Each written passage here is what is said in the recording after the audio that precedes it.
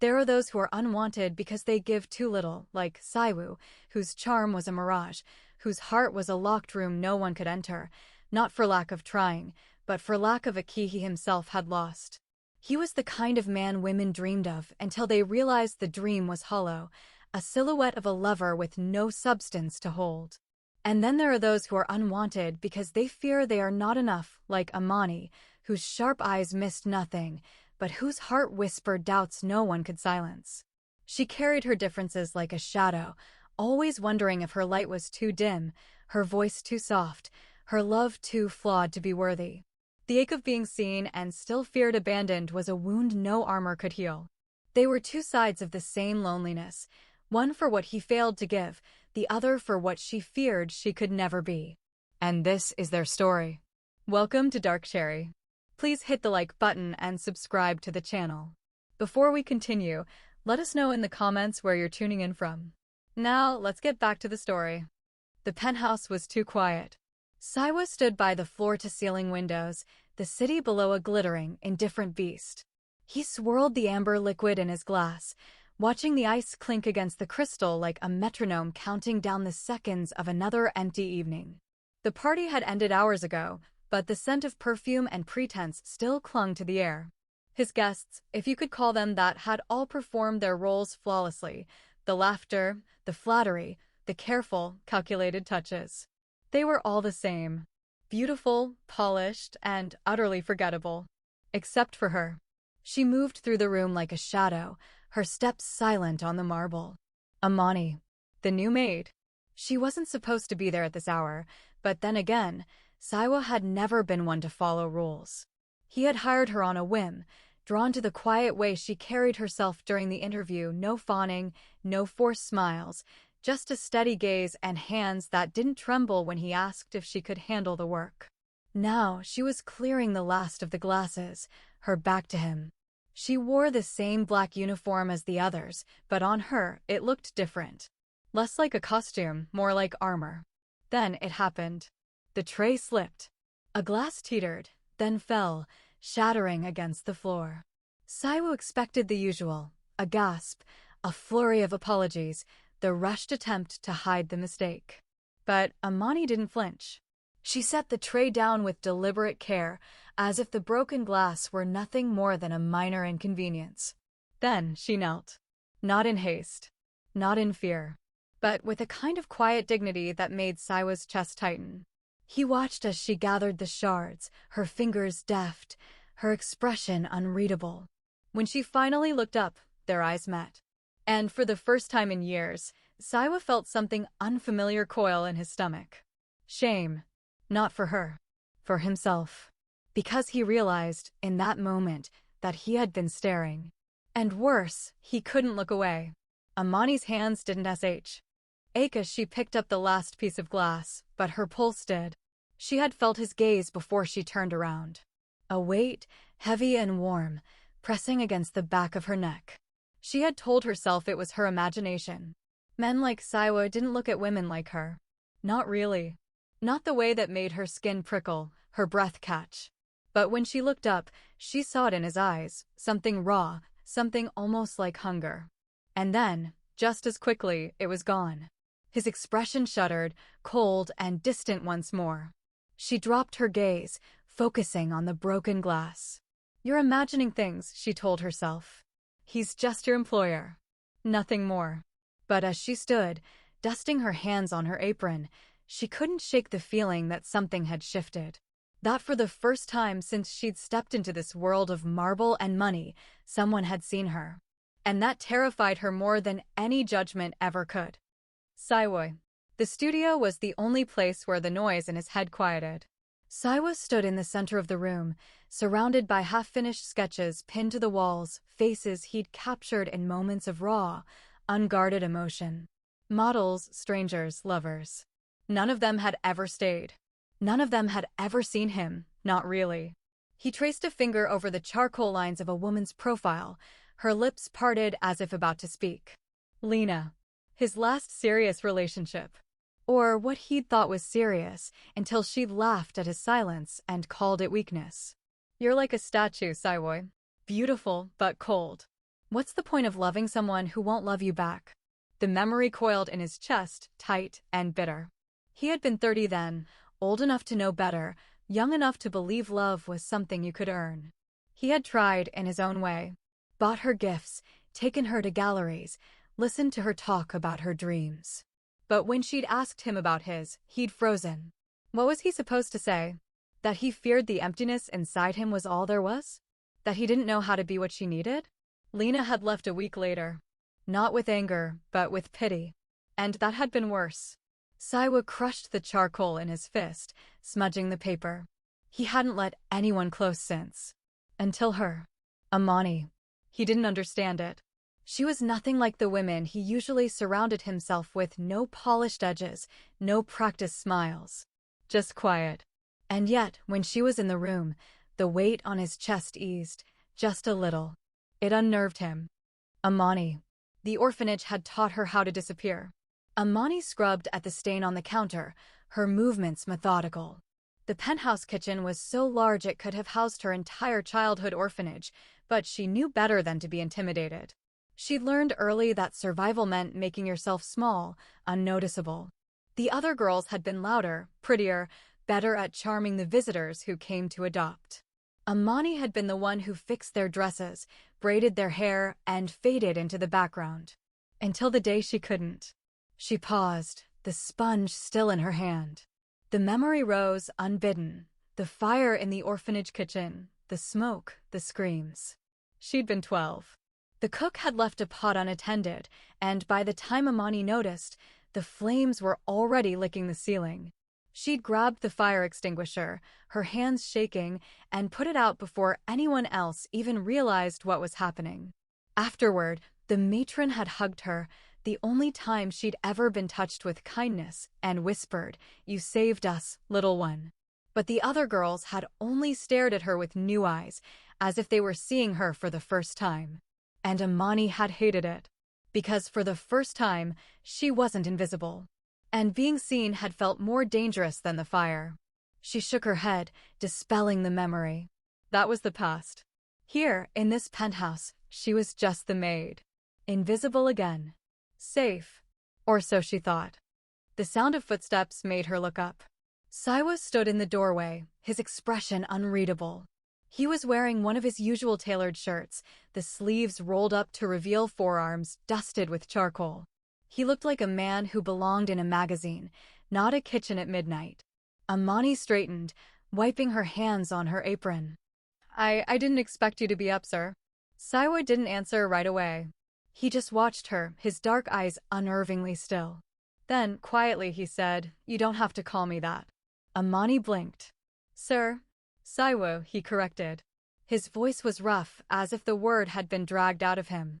"My name is Siwoo." She hesitated. The rules were clear. Staff addressed the employer formally. But the way he was looking at her, like he was waiting for something, made her throat tighten. I don't think that's appropriate." "Why not?" He took a step closer, and the air between them seemed to thicken. "Do you think I don't deserve a name?" Amani's fingers twisted in the fabric of her apron. It wasn't about what he deserved. It was about the way her pulse jumped when he said his name, like it was a secret just for her. "It's not that. It's just the rules." Siwoo let out a low, humorless laugh. "Rules. Right." He turned away, but not before she caught the flicker of something in his eyes. Disappointment? Frustration? "You're the only one who follows them, you know." Amani didn't know how to respond. She watched as he walked to the fridge, pulling out a bottle of water. His movements were controlled, but there was a tension in his shoulders, like a wire pulled too tight. She should leave. She should pretend she hadn't heard the edge in his voice, the way it made her wonder what he was really thinking. But something kept her rooted in place. Siwoo twisted the cap off the bottle, then paused. Without looking at her, he said, "You were the one who put out the fire." Amani froze. How did he know that? He finally turned, leaning against the counter. ID a background check. The orphanage mentioned it in their reference. Amani's face burned. She'd hoped that part of her life would stay buried. It was nothing. "It wasn't nothing," he said, his voice firm. "You saved lives." She shook her head. I just did what anyone would have done. Siwoo's gaze locked onto hers, and for the first time, Amani didn't look away. There was something in his eyes, something raw, something almost like understanding. "No," he said softly. "Not anyone." The silence between them stretched, heavy and charged. Amani's heart pounded so loudly she was sure he could hear it. She wanted to run. She wanted to stay. She wanted to ask him why he was looking at her like that, like she was the only person in the world who mattered. But she didn't. Because some things were too dangerous to name. Siwoo broke the silence first. He pushed off the counter, his voice quieter now, almost hesitant. "I used to think I was fine. Alone. That I didn't need." He trailed off, rubbing his thumb over the condensation on the water bottle. "But then you're here, and he stopped, shaking his head as if frustrated with himself. "I don't know how to explain it." Amani. The kitchen light cast long shadows across the marble floor, stretching the silence between them into something tangible. Siwoo's confession hung in the air, unfinished but heavy with meaning. Amani's fingers trembled at her sides, her mind racing. She had spent her life learning how to be unseen, how to move through the world without leaving a trace. But now, standing in the glow of the penthouse kitchen, she felt exposed, like a secret finally dragged into the light. Siwoo rubbed his temple, as if the weight of his own words had given him a headache. "Forget I said anything," he muttered, turning away. The dismissal stung, but Amani couldn't let it go. "Not this time." "You don't have to do that," she said before she could stop herself. Siwoo paused, his back still to her. "Do what?" "Pretend." The words slipped out, softer than she intended. "Pretend you don't feel it. Whatever it is." He turned slowly, his dark eyes searching her face. There was a vulnerability there, something she'd never seen in him before. "And what if I don't know what it is?" His voice was rough, almost raw. "What if I've spent so long telling myself I don't need this, that I don't deserve this, that I don't even recognize it?" Amani's chest tightened. She understood that fear. The fear of wanting something you weren't sure you could have. The fear of being seen, truly seen, and then having it all taken away. "Maybe," she said quietly, "you don't have to recognize it yet. Maybe it's enough to just let it be." Siwoo stared at her, his expression unreadable. Then, without a word, he closed the distance between them. Amani's breath hitched he stopped just a step away, close enough that she could see the flecks of gold in his dark irises, close enough that she could feel the heat radiating off him. He reached out, his fingers brushing a strand of hair away from her face, tucking it behind her ear. His touch was gentle, almost hesitant, as if he were afraid she might vanish if he pressed too hard. "You're not like them," he murmured. "The others. The ones who come here, who smile and laugh and leave. You're—" He trailed off, his thumb tracing the line of her jaw. "You're real." Amani's heart pounded so loudly she was sure he could hear it. She wanted to lean into his touch. She wanted to pull away. She wanted to tell him that she was just as afraid as he was. But all she could do was stand there, frozen, as his hand cupped her cheek. Then, the moment shattered. A sharp ping echoed through the kitchen, the sound of Siwoo's phone lighting up on the counter. He dropped his hand, stepping back as if burned. The spell was broken, and the reality of who they were, of the world outside this kitchen, came crashing back. Siwoo's expression shuddered, his walls slamming back into place. He turned away, snatching up his phone. "It's late. You should go to bed." Amani nodded, though the words felt like a blade. She took a step back, her fingers pressing into the edge of the counter to steady herself. "Yes, sir," she said automatically, then winced at the word. "Sir." It felt wrong now after everything. Siwoo's jaw tightened, but he didn't correct her. "Good night, Amani."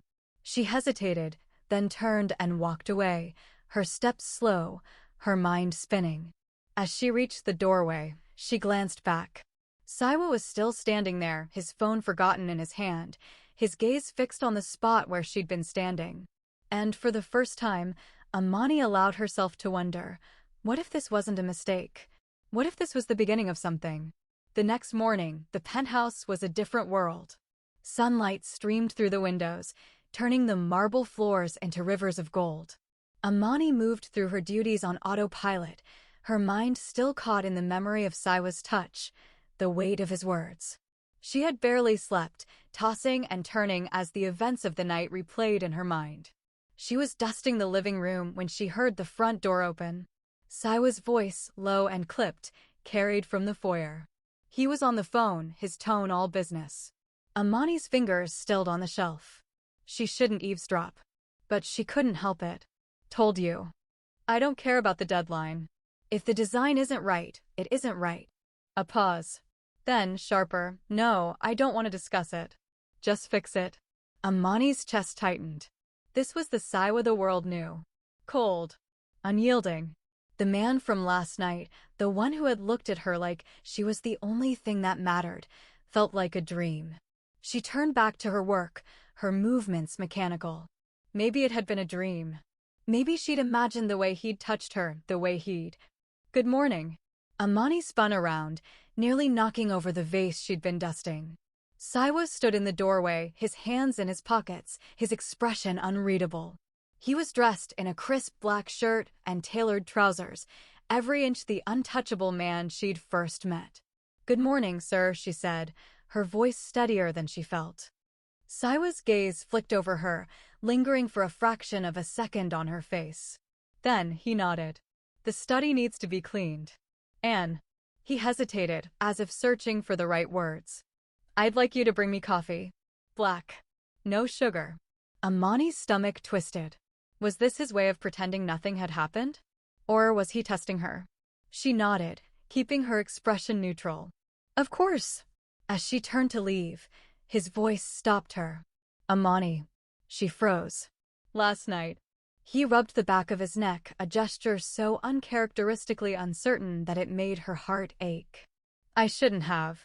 It's fine, she said quickly, too quickly. She couldn't bear to hear him regret it. Not when she was still clinging to the memory like a lifeline. It won't happen again. Siwoo's expression darkened. That's not what I was going to say. Amani's pulse jumped. She turned to face him, her hands clasped tightly in front of her. Then what were you going to say? For a long moment, he just looked at her. Then, his voice low, he said, I was going to say I'm sorry. Not for touching you. But for pulling away. Amani's breath caught.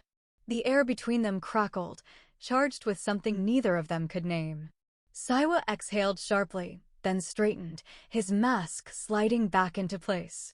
The coffee, Amani. She nodded, her mind reeling. As she walked to the kitchen, her steps felt lighter, her heart fuller. Maybe last night hadn't been a dream. Maybe it was the first crack in the walls they'd both built around themselves. And maybe, just maybe, it was the beginning of something real. The kitchen was a sanctuary of warmth and noise, a stark contrast to the sterile silence of the rest of the penthouse. Amani moved methodically, grinding the coffee beans, heating the water, her hands steady despite the storm inside her. Siwoo's words from earlier echoed in her mind. I was going to say I'm sorry. Not for touching you. But for pulling away. She poured the hot water over the grounds, watching the dark liquid bloom in the French press. It was just coffee. Just a task. But her fingers trembled as she pressed the plunger down, her mind racing. What did it mean? What did he mean? The scent of coffee filled the air, rich and comforting. Amani took a deep breath, steadying herself. She couldn't afford to read too much into this. Siwoo was her employer. She was the maid. Whatever had passed between them last night and this morning didn't change that. Did it? Siwoo sat at his desk, staring at the sketch in front of him. The lines were all wrong. The face he'd been trying to capture, her face, was eluding him. He rubbed his temples, frustration coiling in his chest. He hadn't been able to focus since last night. Since she had walked into his kitchen and turned his carefully constructed world upside down. The knock at the door was soft, hesitant. He looked up, his breath catching as Amani stepped inside, a tray in her hands. She was wearing the same black uniform, her hair pulled back into a neat bun, but today, she looked different. Softer. More uncertain. Your coffee, sir, she said, her voice quiet. Siwoo stood, walking over to take the tray from her. Their fingers brushed, and a spark shot up his arm. He ignored it, focusing on the cup in front of him. "Thank you." Amani nodded, but she didn't leave. She stood there, her hands clasped in front of her, her gaze fixed on the floor. "Is there anything else you need?" Siwoo studied her, the way her lashes cast shadows on her cheeks, the way her lips pressed together as if she were holding back words. He wanted to tell her no. He wanted to tell her to stay. He wanted to tell her 1,000 things he didn't have the words for. Instead, he said, "Close the door." Amani's eyes widened slightly, but she did as he asked, shutting the door with a quiet click. The room felt smaller suddenly, the air thicker. Siwoo set the tray down on his desk, then leaned against the edge, crossing his arms. "Sit down, Amani." She hesitated, then perched on the edge of the chair across from him, her back straight, her hands folded in her lap. "Is something wrong?" Siwoo let out a low laugh. "That's the problem." "I don't know." He pushed off the desk, pacing to the window. The city sprawled beneath him, indifferent. "I should be working. I have a deadline. But I can't." He trailed off, rubbing the back of his neck. "I can't stop thinking about last night." Amani's breath hitched. She looked down at her hands, her fingers twisting together. "I've been thinking about it too." Siwoo turned to face her, his heart pounding. "And?" She met his gaze, her dark eyes searching his. "And I don't know what it means." Neither did he. But for the first time, he didn't want to run from the uncertainty. He wanted to lean into it. Into her.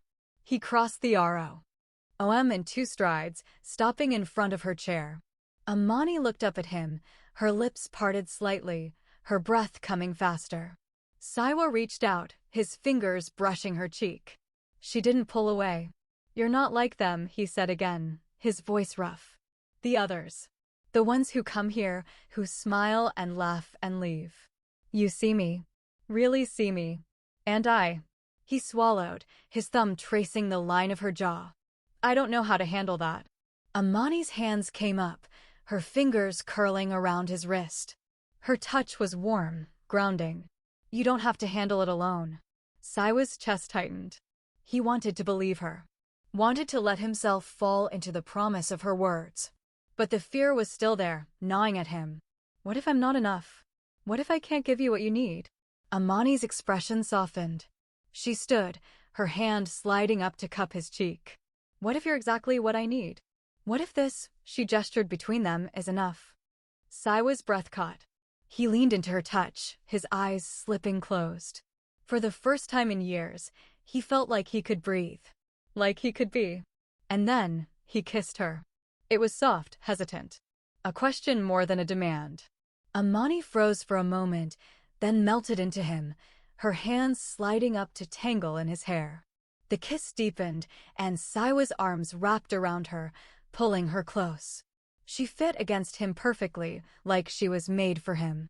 When they finally pulled apart, Amani's cheeks were flushed, her lips swollen. She looked up at him, her eyes bright. "Was that okay?" Siwoo let out a shaky laugh, resting his forehead against hers. "More than okay." Amani smiled, but then her expression sobered. "But what about the rules? What about?" Siwoo cut her off with another kiss, softer this time. "Forget the rules," he murmured against her lips. "Forget everything but this." Amani's hands tightened in his shirt, and for a moment, it felt like the world had fallen away. There was only them. Only this. But then, reality came crashing back. A sharp knock at the door made them jump apart. Siwoo's assistant, Minjae, called from the other side. "Mr. Siwoo? You have a call. It's urgent." Siwoo exhaled sharply, his forehead resting against Amani's for a moment longer. Then he stepped back, his expression shuddering. "I'll be right there." Amani nodded, her fingers lingering on her lips. Siwoo straightened his shirt, then turned to the door, pausing with his hand on the knob. He looked back at her, his gaze intense. "This isn't over." Amani's heart pounded. She nodded, unable to speak. Siwoo opened the door, stepping out into the hall. As the door clicked shut behind him, Amani sank back into the chair, her mind spinning. What had she just done? And more importantly, what came next? The door clicked shut and Amani was left alone in Siwoo's study, her fingers still tingling from his touch, her lips still warm from his kiss. The room smelled like him, cedar and bergamot, the faint scent of charcoal from his sketches. She pressed her palms to her cheeks, as if she could still feel the ghost of his hands there. What had she just done? The question echoed in her mind, but for the first time, it wasn't laced with fear. It was laced with something else, something lighter, something dangerously close to hope. She stood, smoothing her uniform, and glanced at the door. The muffled sound of Siwoo's voice carried from the hallway, low and clipped as he dealt with whatever crisis demanded his attention. Amani knew she should leave. She should return to her duties, pretend this had never happened, and let the moment fade into memory. But she didn't want to. She turned back to his desk, her eyes landing on the sketchbook left open. The face staring back at her was her own. Not as she saw herself, plain, unremarkable, but as he saw her. The lines were soft, the expression in her drawn eyes gentle, almost tender. It was the way he'd looked at her last night. The way he'd looked at her just now. Her throat tightened. A sound at the door made her jump. Siwoo stood in the doorway, his expression unreadable. His tie was slightly loosened, his hair tousled as if he'd been running his hands through it. He looked at her, then at the sketchbook, and his jaw tightened. Amani's face burned. I didn't mean to pry. Siwoo didn't answer. He stepped into the room, shutting the door behind him with a quiet click. The air between them was thick, charged with the weight of what had just happened and what was still unsaid. You shouldn't be in here, he said, but there was no anger in his voice. Only a rawness, a vulnerability she'd never heard from him before. Amani swallowed. I know. Siwoo exhaled sharply, rubbing his temples. This is a bad idea. Her heart sank. I know the T2. He looked at her then, his dark eyes burning into hers. But I don't care. The words hung between them, heavy and electric. Amani's breath caught. She should walk away. She should run. But she was rooted to the spot, drawn to him like a moth to a flame. Siwoo crossed the room in 3 strides, his hands cupping her face. Tell me to stop, he murmured, his thumbs brushing her cheekbones. Tell me this is a mistake. Amani's lips parted, but no words came out. She couldn't lie. Not to him. Not when her heart was pounding so loudly it drowned out every rational thought. Siwoo's gaze dropped to her mouth. Amani. Her name on his lips was her undoing. She reached up, her fingers curling around his wrists. I can't. That was all the permission he needed. He kissed her again, deeper this time, his hands sliding into her hair as he pulled her against him. Amani melted into him, her arms wrapping around his waist, her body pressing into his. It felt like coming home. Like she'd been waiting her whole life for this moment, for him. Siwoo pulled back just enough to rest his forehead against hers, his breath ragged. This changes everything. Amani's heart pounded. She knew it did. But for the first time, she wasn't afraid of the change. She was afraid of not changing. Of going back to the way things were, lonely, empty, safe. She tightened her hold on him. I know. Siwoo let out a shaky breath, then pressed his lips to her forehead. We'll have to be careful. Amani nodded. She understood the unspoken rules. The world outside this room wouldn't understand, wouldn't approve. But in here, in this moment, none of that mattered. Siwoo pulled back, his hands still cradling her face. No one can know. Not yet. Amani's stomach twisted, but she nodded. She knew the risks. The gossip, the judgment, the way people would look at her at them. But she also knew the alternative. Letting him go. Pretending this never happened. She couldn't do that. Siwoo searched her face, his thumb brushing her lower lip. Are you sure? Amani took a deep breath, then nodded. Yes. Siwoo's expression softened, and he kissed her again, slow and deep. When he pulled away, his voice was rough. Then it settled. But as Amani stepped back, her eyes landing on the sketch of her face, she couldn't shake the feeling that this was only the beginning. That they were standing on the edge of something vast and unknown, and once they stepped off, there would be no going back. The rest of the day passed in a blur. Amani moved through her duties on autopilot, her mind constant. Ly drifting back to Siwoo's study, to the feel of his lips on hers, the weight of his hands on her skin. Every time she saw him, brief glimpses in the hallway, a shared look across the room, her heart raced, her body humming with the memory of his touch. But Siwoo was different. Distant. Not cold, not exactly, but careful. Controlled. As if he were afraid that if he let himself feel too much, he'd lose the tenuous grip he had on the situation. Amani understood. She felt it too, the fear, the uncertainty. But beneath it all, there was something else. Something warm and bright and hers. That evening, as Amani was finishing up in the kitchen, Siwoo appeared in the doorway. He was dressed in a crisp white shirt and black trousers, his hair still damp from a shower. He looked every inch the untouchable man she'd first met, but his eyes were soft as they landed on her. "Come with me," he said, his voice low. Amani's pulse jumped. She nodded, wiping her hands on her apron before following him out of the kitchen. He led her to the elevator, then to the rooftop garden, a place she'd never been before. The city sprawled beneath them, a sea of lights stretching to the horizon. The air was cool, the scent of jasmine heavy from the climbing vines. Siwoo turned to face her, his hands in his pockets. "I thought you might like it up here." Amani looked around, her breath catching. It was beautiful. Peaceful. She trailed off, unable to find the words. Siwoo smiled slightly, his gaze never leaving her. "Yeah." Amani turned back to him, her heart pounding. "Why did you bring me here?" Siwoo stepped closer, his fingers brushing hers. "Because I needed to see you. Really see you. Without the walls, without the rules." Amani's throat tightened. She laced her fingers with his, her voice barely above a whisper. "And what do you see?" Siwoo's other hand came up, his thumb tracing her jaw. "Someone who's brave. Someone who's kind. Someone who's—" He hesitated, his voice rough. "Someone who's mine." Amani's breath caught. The word hung between them, heavy and full of promise. She leaned into his touch, her heart so full she thought it might burst.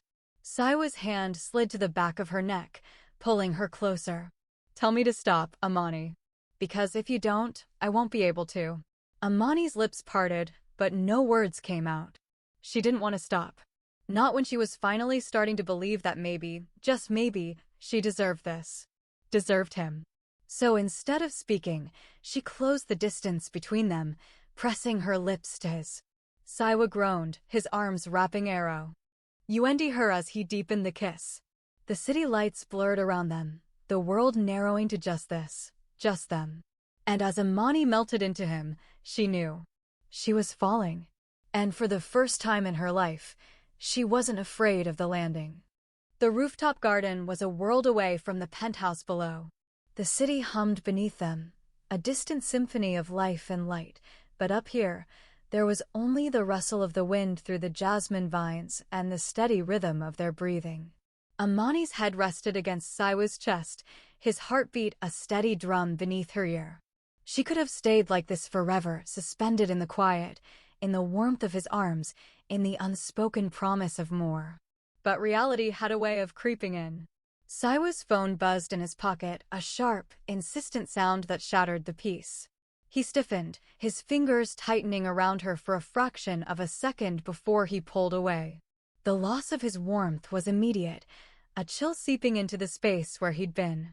Amani stepped back, her hands wrapping around herself as if to hold in the memory of his touch. Siwoo pulled his phone from his pocket, his expression darkening as he read the screen. "It's Minjae," he muttered, his thumb hovering over the screen. "There's an issue with the Paris show. I have to take this." Amani nodded, though the knot in her stomach tightened. "Of course." Siwoo hesitated, his eyes flicking between her and the phone. For a moment, she thought he might ignore it, might choose her over the demands of his world. But then his jaw set, and he answered the call, his voice clipped and professional as he spoke in rapid Korean. Amani turned away, giving him the illusion of privacy, though she could still hear the sharp edge in his tone. She walked to the edge of the rooftop, her fingers brushing the cool stone of the railing. The city stretched out before her, vast and indifferent. She'd spent her life feeling small in the face of such immensity. But now, for the first time, she felt like she belonged here with him, even if the world wouldn't understand.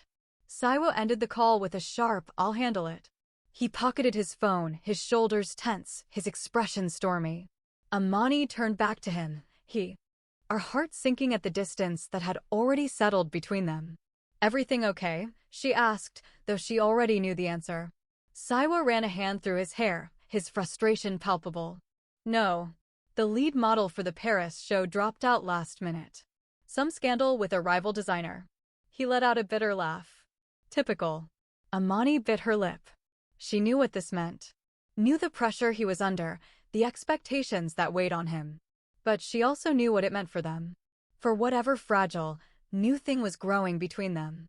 Siwoo must have seen the thought cross her face, because his expression softened. He stepped closer, his hand reaching for hers. "I have to go to Paris. Tomorrow." Amani's breath caught. "For how long?" "A week. Maybe 2. His thumb traced circles on the back of her hand. "I'll be back as soon as I can." Amani nodded, but the knot in her stomach only tightened. A week. 2 weeks. It felt like an eternity. And yet, she knew this was his world. His life. She couldn't ask him to choose her over it. Not yet. Siwoo seemed to read her thoughts. His grip on her hand tightened. "This doesn't change anything." Amani looked up at him, her heart aching. "Doesn't it?" Siwoo's expression darkened. He cupped her face, his thumb brushing her cheek. "Not for me." Amani wanted to believe him. Wanted to trust that them was real. But the doubt lingered, a shadow at the edges of her hope. Siwoo must have seen it, because his voice was firm as he said, "I'll call you." "Every day." Amani nodded, though the thought of him halfway across the world, surrounded by beautiful, sophisticated women, made her chest tighten. But she pushed the insecurity down. This was Siwoo, the man who saw her. The man who had kissed her like she was the only thing that mattered. She forced a smile. "You'd better." Siwoo's lips quirked, just slightly. He leaned down, pressing a soft kiss to her lips. "I'd better go pack." Amani nodded, though the thought of him leaving already made her heart ache. "I should finish up downstairs." Siwoo didn't let go of her hand. Instead, he pulled her closer, his voice low. "Walk me to my room." Amani's pulse jumped. She nodded, and they made their way to the elevator in silence, their fingers laced together. The penthouse was quiet, the only sound the soft hum of the elevator as it carried them upward. When they reached Siwoo's room, he turned to her, his hands sliding to her waist. "I don't want to let you go." Amani's breath caught. She reached up, her fingers tangling in his hair. "Then don't." Siwoo groaned, his lips crashing down on hers. The kiss was desperate, hungry, like he was trying to memorize the feel of her. Amani melted into him, her hands fisting in his shirt as she poured everything she couldn't say into the kiss. When they finally pulled apart, Siwoo rested. His forehead against hers, his breath ragged. "I'll be back before you know it." Amani nodded, though the thought of the empty days ahead made her throat tighten. "Be safe." Siwoo kissed her once more, slow and deep, before stepping back. "Lock up when you leave." Amani nodded, though the thought of walking away from him, even for a night, felt impossible. Siwoo turned, disappearing into his room, and Amani was left standing in the hallway, her lips still warm from his kiss, her heart already aching for his return. That night, Amani lay in her small room, staring at the ceiling. The penthouse was too quiet without him. Too empty. She rolled onto her side, her fingers brushing the phone on her nightstand. She should text him. Should tell him goodnight. But the words felt too small, too inadequate for the storm of emotions inside her. Instead, she closed her eyes, letting the memory of his touch, his kiss, his promise carry her into sleep.